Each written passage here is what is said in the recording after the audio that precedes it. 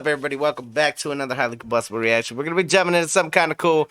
Britain's worst airborne disaster. I'd say cool because we love learning new things, and I honestly don't know that much about any kind of Britain history. So let's jump in. Britain's worst airborne disaster, Battle of Arnhem, animated history from the Armchair Historian. If you guys enjoy it, go over, show some love. We're already subbed up. We've hit the like button. I hope you're going to do the same. It's going to be down inside the description. You left it on the quest form. I'm here with it. Let's roll. It is September 19th, 1944, and the setting sun highlights what's left of the town of Arnhem. Lieutenant Colonel John Frost takes cover as the sound of a strafing Messerschmitt cuts through the constant rain of screaming artillery shells. He and his men have defended the town for 3 days now, and there still hasn't been any sign of relief from Allied forces. By this point, they're beginning to run out of defensible positions and supplies. But the sound of petrol engines snaps Frost's eyes to the bridge's southern end, desperately scanning through the turmoil. As the clamor grows louder, he looks in vain for any sign of British tanks. When he sees none, his heart sinks. Realizing the sounds are coming from the opposite end of the bridge, a group of British airborne soldiers holler as German tanks round a corner, guns thundering. No one is coming to save Frost and his men. For the rest of the night, they will fight for survival alone. Hey, this is a really well done animation. The masked voice keeps you on the edge of your seat. You can almost put yourself in these people's shoes. Just imagine how terrifying that is. You're running low on ammo, running low on everything. You've been holding this position, waiting for your relief. They haven't rolled in yet. And then you see this craziness with the enemy rolling. Oh, no. No. Harder men they were than I. Hi, I'm Griffin Johnson, the Armchair Historian. In today's video, we'll be covering the Battle of Arnhem, one of the most heroic defensive actions fought by the Allies during the Second World War. Trapped inside the town for almost 4 days, the men of the British 1st Airborne Division 2nd Battalion endured countless assaults from an overwhelming superior enemy force. Even after it was clear that their situation was hopeless, the brave paratroopers continued to hold out, only surrendering when their positions were completely overrun and their very last bullets had been fired. Supporting our sponsors is the best way to support our channel. Today's video is brought to you by Squarespace. Squarespace provides you with a comprehensive suite of easy-to-use tools for building and maintaining a website or domain tailored to the audience of your choice. Management is made easy through access to integrated analytics and sharing buttons, which allow you to broadcast yourself to Facebook, Twitter, LinkedIn, and other social media platforms. With access to all of these features and more, it's never been easier to establish and market your online presence. Squarespace isn't just for business, though. It also supports individual content creators and small communities looking to create a professionalized website for private use. So head on over to squarespace.com/armchairhistorian and start your free trial today. And when you're ready to launch, use code ARMCHAIR to save 10% off of your first purchase of a website or domain. The battle for Arnhem was part of the greater Operation Market Garden, the Allied scheme to circumvent Axis defenses in the Netherlands by way of a massive airborne operation. Such operations were often planned, but rarely executed due to their immense logistical complexity and high risk of casualties. But when faced with the heavily defended Siegfried Line, Allied planners under Field Marshal Bernard Montgomery finally decided to greenlight their next parachute assault operation. Numerous British, American, and Polish airborne divisions, totaling 35,000 men, would be deployed to seize a line of bridges along Highway 69 in order to open a route into Germany and the rest of the Netherlands. These divisions were required to hold their positions for a maximum of 3 days, while the British 30th Corps swept north to reinforce them. Unfortunately for the battalions of the 1st British Airborne Division, planning for their targets north of the Rhine River was flawed from the start. A desire to preserve Allied air power resulted in selecting too few aircraft to carry the entire fighting force in one day. Only half of the 1st Division would be landing on the first day of the operation. How do you only drop off half of a fighting force? How do you say, oh, we'll drop in the rest later, even though we know they're needed? Obviously, they're needed. We planned for them to be there anyway. This sounds like it was a gaggle from the start. With the rest of the airdrops staggered over the following days. To make matters worse, German forces in the area had successfully made Allied command overestimate how much anti-air artillery was north of the Rhine. This caused the Allies to select landing zones much further away from their actual targets. Each battalion had to walk up to 8 miles or 13 kilometers before even reaching their targets and mounting attacks. Even worse, men had to be left behind to defend the landing zones for the next day's drops.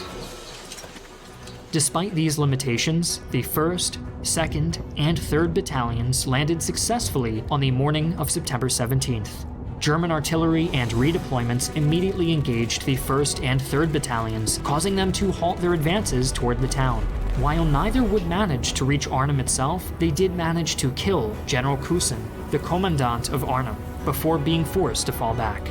As for the 2nd Battalion, they were the only British force to proceed to Arnhem. The only delay they suffered was the gratitude of the Dutch civilians they passed, many of whom cheered on the British troops. Upon reaching the railroad bridge south of Oosterbeek later that day, their good spirits were dashed by the sight of German engineers demolishing the crossing, eliminating any hope of assaulting their main objective, Arnhem Bridge, from the south as planned.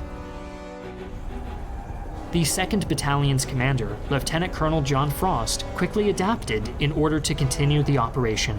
An experienced paratrooper known for his boldness, Frost and the 2nd Battalion made it to the northern side of Arnhem by evening. Watching as the Germans there redeployed over the bridge to respond to the other landings, the 2nd Battalion avoided confrontation by sneaking through buildings and avoiding snipers, taking the area surrounding the bridge's northern end with little resistance. Fighting truly began as the paratroopers assaulted the fortified German guards That's a ballsy move. manning the bridge itself. As part of their assault, British flamethrowers struck an ammo and fuel depot, lighting much of the bridge on fire in a massive inferno. Satisfied with having at least secured a foothold, Frost ordered the 2nd Battalion to dig in. After encountering a few more German patrols, Frost described his surroundings as the fighting finally stopped for the night. The fires on the bridge lit up the whole area like daylight, and the heat from them made the bridge impassable for that night at any rate. Anyone attempting to move to the other side now would be silhouetted against the flames in a way that would turn such a gamble into suicide. True. You don't want to be caught in a silhouette. Alone and no longer wielding the element of surprise, the 2nd Battalion faced a much larger German force as the morning of the 18th broke. Now organized and aware of what they were up against, the Germans resumed their assault when the 9th SS Reconnaissance Battalion tried to push across the bridge from the south. In their attempt, a number of armored cars punched through the British position before their 6-pound anti-tank guns could disable the rest. This bought time for the 9th SS Panzer Division to surround Arnhem, assaulting the north end of the bridge and taking up positions in overlooking homes and buildings. As the 2nd Battalion struggled to hold out, German mortars and artillery assisted the assault with constant shelling. Frost describes how close the defenders came to collapsing. Each hit seemed to pulverize the masonry, and the appalling crash of these missiles against our walls scared the daylights out of headquarters. Although they endured the onslaught, the 2nd Battalion ended the day in much worse shape than it had begun. With plenty of wounded and dwindling medical supplies, the beleaguered paratroopers continued to hold out for reinforcements that were still miles away. The Allied battalions outside of Arnhem continued attempting to press their way into the town as more airborne troops began to drop. Most that did so faced German opposition immediately and were forced to join the 11th, 1st, and 3rd Battalions in Oosterbeek for their own defense. German forces quickly besieged all of their damn relief went somewhere else. The town, trapping them inside and ensuring no relief reached Arnhem. On the 3rd day of fighting, the Germans decided to switch tactics. The arrival of German self-propelled artillery meant that most of the day was characterized by shelling and bombing rather than continuing to rush a fortified British battalion. By the afternoon, the Luftwaffe had begun strafing runs on houses occupied by Frost's forces, and the 9th Panzer Regiment had arrived at the northern end of town. Understanding the 2nd Battalion's dire situation better than he did, German commanders pressed the attack with a systematic approach.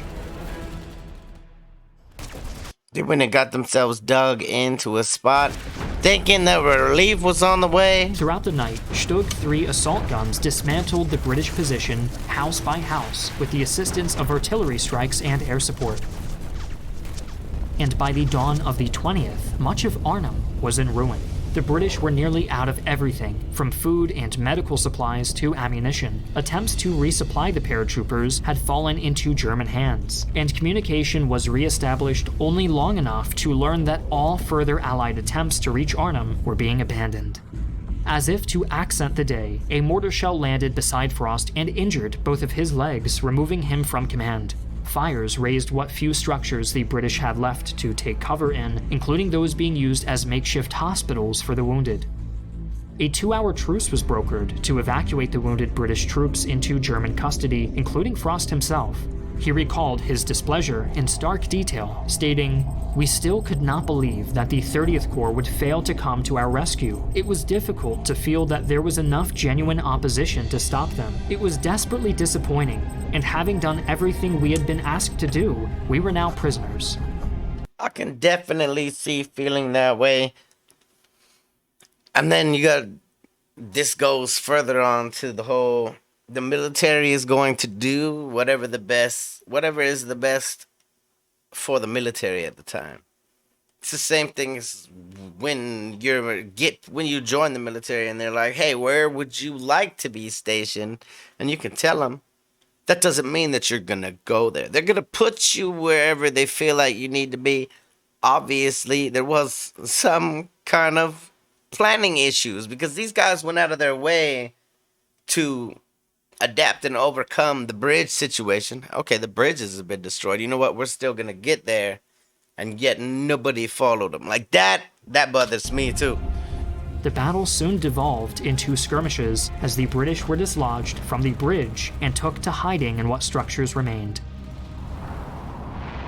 Their last radio broadcast, heard by no one except the Germans, encapsulated the spirit of the day. Out of ammunition, God save the King. By the 21st, the Battle of Arnhem concluded as the German forces there cleared the bridge, enabling them to finally respond southward toward Nijmegen. Fighting continued at Oosterbeek thanks in great part to the arrival of the 1st Polish Parachute Brigade, who had managed to receive one of the few warnings from the 2nd Battalion about German positions, and so changed landing zones.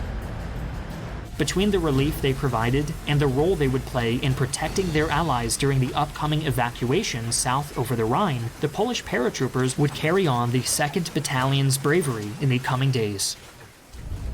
Overall, the Battle of Arnhem was a failure for the British. Blame for the devastation was assigned almost immediately to the 1st Polish Parachute Brigade, whom the British described as having fought very badly at Arnhem, despite never once setting foot in the town. Cooperating with the wise advice of their very supportive British. It sounds like a typical tactic of somebody who doesn't want to be blamed for some shit. Never once setting foot in the town. Cooperating with the wise advice of their very supportive British allies, the exiled Polish government saw to it that the 1st Brigade's commander was removed immediately. Whoa. Despite its overall failure, Operation Market Garden did succeed in capturing and holding strategic locations south of the Rhine. This allowed the Allies to liberate much of the southern Netherlands before winter set in, and gave them a strong footing to launch renewed offensives the following spring. So it kind of looks like everybody else let the bridge situation stop them, and that they didn't feel like pushing on anymore. The rest of the country would be liberated as late as May Holy of damn. 1945. Lieutenant Colonel Frost would endure German custody for 7 months. In the years following the war, he became a legend among the British Army, much like the rest of the 2nd Battalion. Dropped hundreds of feet with little support well behind enemy lines, they had fought to the last man longer than expected, exemplifying the experiences of the paratroopers throughout the war. The missions that these soldiers undertook, successes and failures alike, were unlike any the world had ever seen.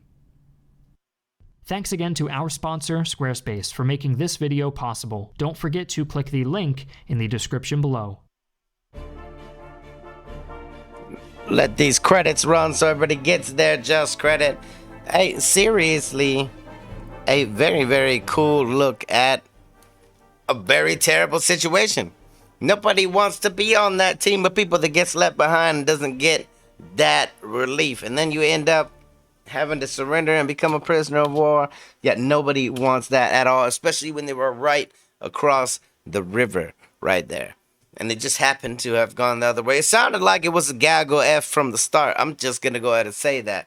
Because why would you drop half of your force and then scatter them amongst the woods before the other half dropped in with only part of them to... It makes no sense the way that it was done from the start. There should have been some better planning, some better planners, it seems. If you guys did enjoy the ride, though, definitely go over and show the Armchair Historian some love. We're already subbed up. We've already hit that like button. You should do the same thing. It's down inside the description.